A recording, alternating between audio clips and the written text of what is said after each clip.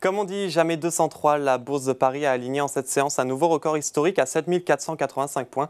L'indice parisien poursuit son ascension bien boostée par le géant du luxe LVMH qui profite de la reprise de la consommation en Chine.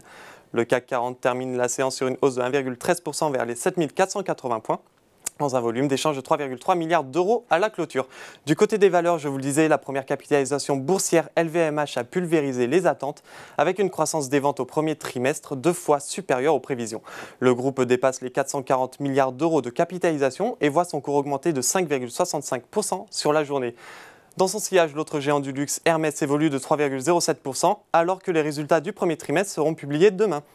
Autre valeur bien orientée sur l'indice, Kering, L'Oréal et EssilorLuxottica, dont la recommandation a récemment été revue à la hausse par JP Morgan pour passer de pondération en ligne à surpondérée. Sur le titre, à l'inverse, après 3 séances de suite dans le vert, Alstom signe la plus forte baisse de l'indice, moins 5,40%.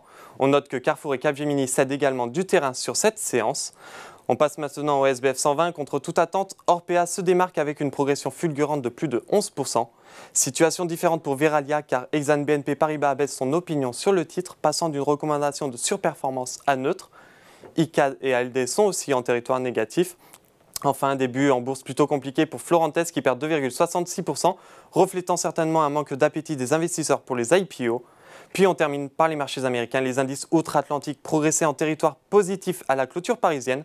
Moins d'inquiétude sur les marchés avec le VIX Index qui repasse sous la barre des 19 et de nouvelles données confirmant un ralentissement de l'inflation aux États-Unis. Voilà, c'est tout pour ce soir, mais n'oubliez pas, toute l'actualité économique et financière est sur Boursorama.